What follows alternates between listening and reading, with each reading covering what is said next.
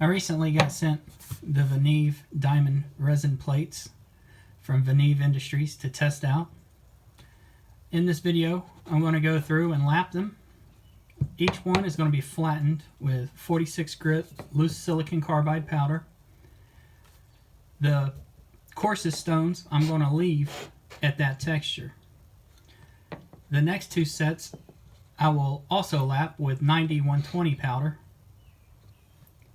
And also the finest I will take to 120-220. So it's going to be 46 grit, 90 grit, 120-220. And that's the texture I'm going to leave these at. I've got 4x2 small versions of these stones. I don't think they're the new OCB versions like these are. I have found, especially with the coarse grits, as they wear, they become very glazed and do not cut well. You almost have to keep the coarse conditioned. With the finer grits, I find that they load up quite easily, and it really helps to have them textured as well. It's not as imperative as it is the coarse grits, but it does help, and it helps a lot. Obviously, the coarser the texture, the faster and better the plate will cut. Now, when these wear down, it's not really the diamonds that's wearing down so much it is the binder that's in it. The old style stone on the coarse grits, the binder is the same as it was when it was originally made. That is, the binder and the diamond both have abrasive powers and can cut steel. As you get finer into the grits, that's where the OCB resin bonding comes in, and the bonding itself does not have an abrasive. It's just holding the diamond. The diamond itself is the only thing that is actually cutting the steel. I had to have Connie help me film this. My tripod has broken, so I was unable to get it to hold steady. So I had to have Connie stand on a step stool and shoot over my shoulder. So you'll have to forgive that. It's also a very long video. It's just lapping the stones. I'm getting them ready to actually sharpen and test. I measured these stones as soon as they arrived. Each one of them had exactly 3 millimeters of abrasive on each side. At the very end, I measure them again, and they're at 2.97. So my lapping removed exactly 0.03 millimeter of abrasive, which is minuscule. That's just a teeny tiny amount. This bonding, this resin, this binding, it is extremely tough, extremely durable, extremely wear resistant. What that means is these stones will stay flat for a very long time, and they will keep their shape very, very well. It also means, although it's only 3 millimeters of abrasive, they're going to last quite a long time.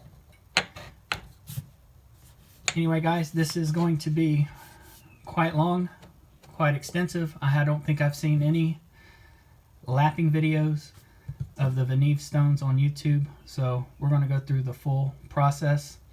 I'm not going to do every single stone on every single grit. I'm going to start on the coarse stone and do the 46 grit, go to the medium stone, do the 90, and then the fine stone, do the 120.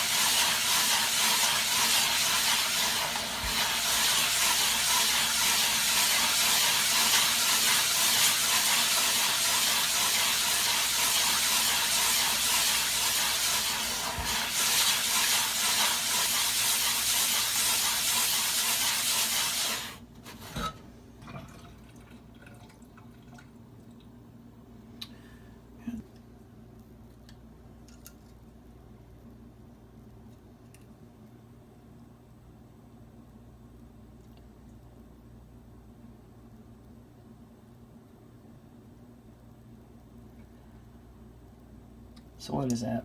0.03 millimeter was lost. It's at 2.97 millimeter in thickness. Now that I got these flat, I can say that the coarse stone in particular, the binding material and getting it flat was real work. It took a lot of effort to get this thing where it is now. As I progressed up in the grits, it got a little easier up until the 120-220 grit. As I was lapping the final stone, the 3.2 micron pink side, the 120-220, I had to refresh several times and really work at it to get the stone completely flattened out. I don't know if it's just because it's such a fine grit and the diamonds were wearing the silicon powder down quicker than they were able to wear down the resin bonding. I don't know. All I can say is that I had to refresh it several times before I finally got down through and got everything where it needed to be. So why did I flatten them to begin with? When I first got these stones, if I ran my finger across the surface, I could feel there were areas that had a rougher texture than other areas. So just to eliminate that and to verify everything was completely on level, I decided to go ahead and lap them. Not to mention, as I said in the beginning, I don't think I've ever seen a video showing these stones getting flattened. It's definitely a job. It's not an easy process. My next step is going to be sharpening a knife in Maximate.